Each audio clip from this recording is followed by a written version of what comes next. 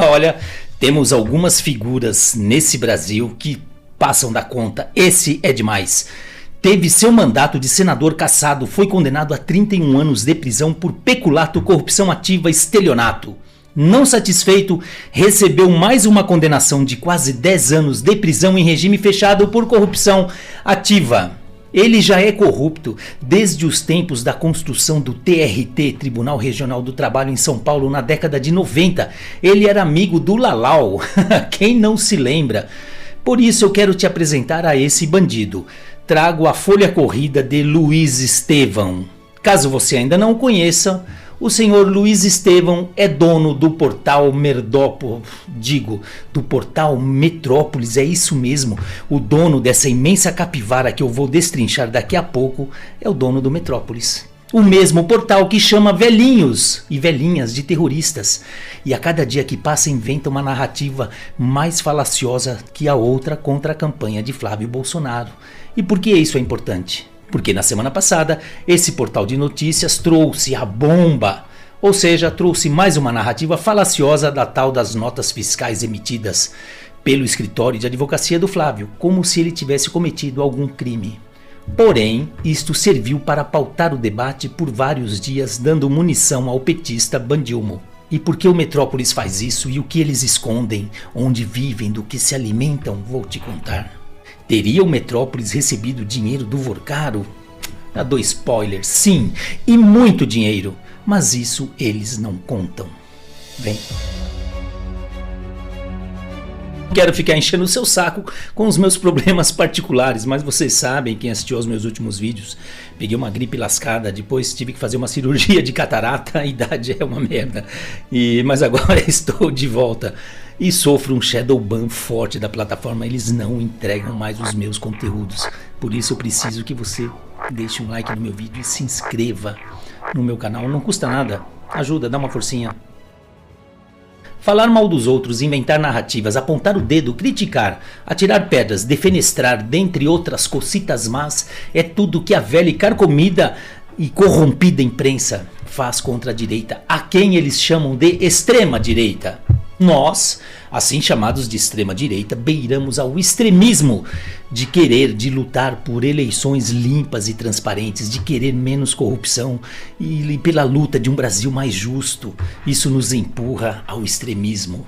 Chegamos ao extremo absurdo de não querer deixar que o regime Supremo PT e nossos valorosos membros do Judiciário e do Legislativo que continuem nos roubando. Quem nós estamos pensando que somos? Onde já se viu? Vale a máxima, a frase do Bandilmo: deixem nossos bandidos em paz, não mexam com os nossos bandidos. A gente mexe com bandido, já viu, somos extremistas. Dito isto, ressalto a importância das mídias que pautam o debate político no Brasil. É importante? Importante não, é imprescindível.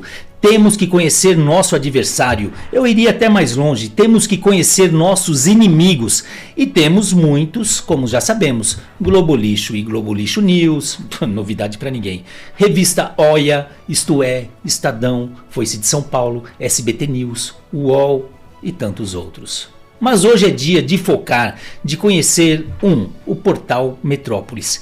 Esse é hoje um dos principais portais de notícias do país e é claro que eles têm lado, embora eles escondam isso. Ainda que tenha uma certa diversidade de opiniões políticas, médio. A gente tem o Pavinato lá, que é crítico do PT e do Supremo, tem um argentino, o Jorge Segré, bom jornalista de direita. Também parou por aí, é só. Em compensação temos Ricardo Noblat, dá vontade de vomitar, comunista e marido de uma comunista condenada por corrupção, e seu filho debilóide Guga Noblat, aquele a quem chamam por aí de comedor de sêmen da sauna 269, eu já fiz vídeo sobre ambos, sobre a mãe corrupta deles também. E quem manda no lugar? Seu dono, Luiz Estevão, sua capivara. Estevão, o ex-juiz Nicolau dos Santos Neto, Lalau, e o empresário Fábio Monteiro desviaram milhões de reais dos cofres públicos destinado à construção da sede do Fórum Trabalhista de São Paulo em 1990. Por conta do escândalo, o Luiz Estevão foi o primeiro senador da história do Brasil a ter o mandato cassado por quebra de decoro parlamentar. Imagina isso, um senador sendo cassado porque roubou por corrupção? É até inédito até hoje. Em 2010 foi condenado a 31 anos de reclusão pelos crimes de peculato, estelionato, corrupção ativa, uso de documento falso e formação de quadrilha. Detalhe. Na ocasião, o site da Procuradoria-Geral da Fazenda, o Estevão e seus comparsas haviam desviado apenas 32 milhões de dólares, coisa pouca, dinheiro de pinga, de dinheiro público. Da pena inicialmente fixada em 31 anos de cadeia, restou o condenado a 26 anos de prisão e cumpriu cerca de 4 em regime fechado. Depois foi para a prisão domiciliar, já que ele foi considerado pertencer ao grupo de risco devido à Covid. Afinal, ninguém é de ferro. Depois foi condenado novamente, inicialmente a 9 anos e 9 meses de prisão por corrupção, quando já cumpria a pena ao subornar agentes da Papuda para obter regalias, e obteve várias, e aproveitou para reformar sua própria cela e um bloco do presídio. Serviu para alguma coisa. Mas também coisa pouca. Depois a pena foi reduzida para 3 anos e depois em multa. E ficou por isso mesmo, nada como ter dinheiro. E o moço hoje é o feliz proprietário do portal Metrópolis. Porque a gente ainda dá voz para esses caras. E como ele é imparável, agora em 2026 ele está sendo investigado por vendas, por supostas, tem que falar supostas vendas de sentença no STJ. O negócio ainda está caminhando, o homem é uma máquina. Como ainda temos as redes sociais, qualquer Zé Ruela, assim como eu, pode desmascarar um poderoso corrupto como esse dono do Merdópolis. Como sabemos, semana passada eles criaram mais uma narrativa contra o Flávio Bolsonaro, por conta da história das 3 notas fiscais, as quais 2 foram canceladas e a terceira de uma empresa que, em tese, teria ligação com a teia do Vorcaro e do Banco Master. Claro que não houve nada demais. Irregularidade zero, cometimento de crime zero, mas o importante é o desgaste político que isso gera. Tudo só para causar mais um embaraço à campanha do Flávio. Então você, meu incauto amigo, me pergunta, o criminoso corrupto Luiz Estevão, dono do Merdópolis, recebeu dinheiro do Vorcaro? Sim, pequeno gafanhoto, recebeu. Eles vão falar a respeito? Óbvio que não, mas nós vamos. O site recebeu a título de publicidade. O Estadão nos informa que o Master repassou ao Merdópolis 27 milhões e 200 mil reais entre 2024 e 2025. Agora, olha isso que interessante, só um parêntese rapidinho. O próprio Estadão também recebeu dinheiro do Vorcaro. Parece piada, a reportagem do Metrópolis. Estadão recebeu 1 milhão e 120 mil reais diretamente do Vorcaro e mais 142 milhões de reais em captação usando a empresa fiduciária de sócios ligados a Vorcaro. É o sujo falando do mal lavado. Mas hoje o foco é só a Metrópolis. Voltando. A Metrópolis Marketing recebeu os valores para a transmissão da Série D do Campeonato Paulista de 2025.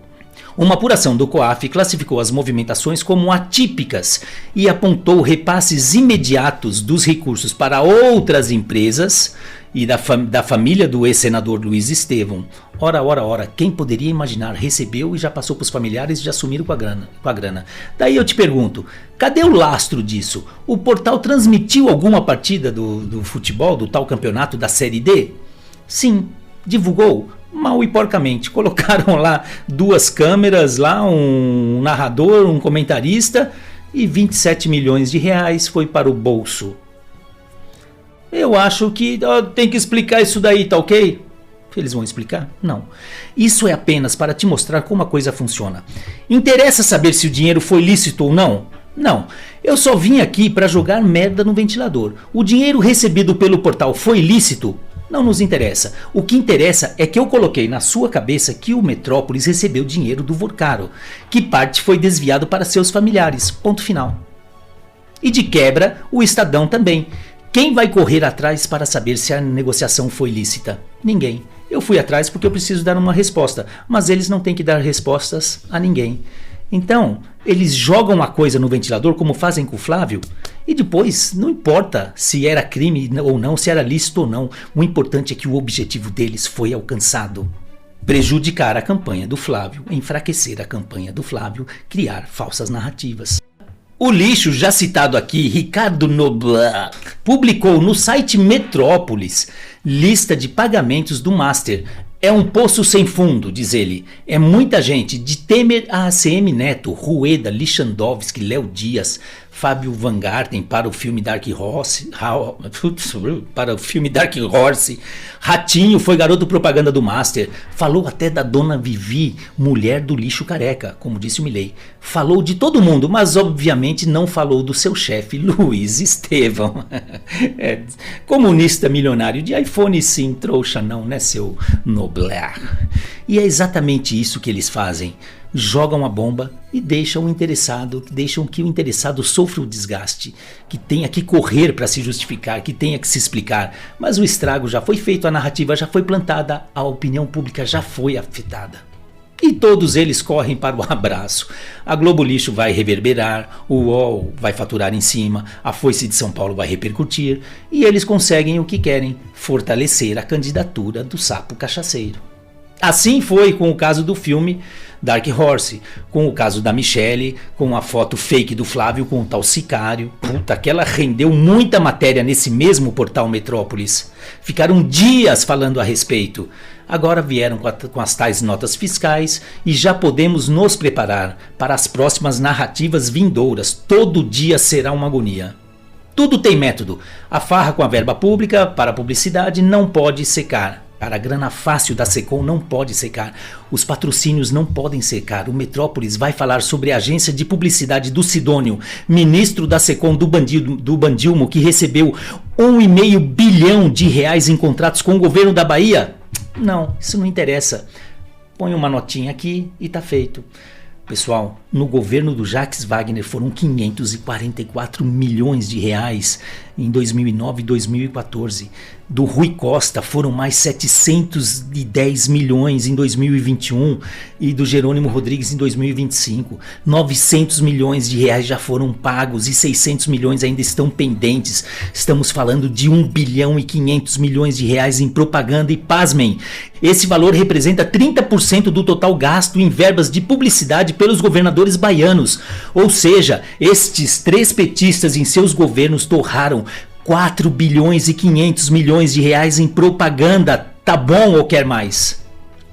E os mesmos baianos que acabei de citar, Jacques, Rui Costa e Jerônimo, homens de confiança do bandido, são os criadores do Banco Master, do Credit Sexta e tudo mais que sabemos. Grande mídia marrom batendo uma semana em cima disso, nada. Uma notinha, uma reportagem chechelenta e fica por isso mesmo. Importante é a briga da Michelle com o Flávio, Dark Horse e as notas fiscais. Nós somos Dom Quixotes lutando contra um gigantesco moinho de ventos, enquanto os verdadeiros escândalos são varridos para debaixo do tapete. A gente fica lutando contra uma verdadeira máquina de moer reputações de políticos da direita. Isso serve de cortina de fumaça para esconder casos como esse do 1,5 bilhão, o rombo e o roubo dos velhinhos do INSS, o irmão do bandido, o filho do bandido, os ministros do bandido, o caso Master, o déficit nas estatais, o rombo trilionário que o desgoverno vai deixar, inflação, povo endividado, facções criminosas, crime organizado, tudo dentro do governo e acabou.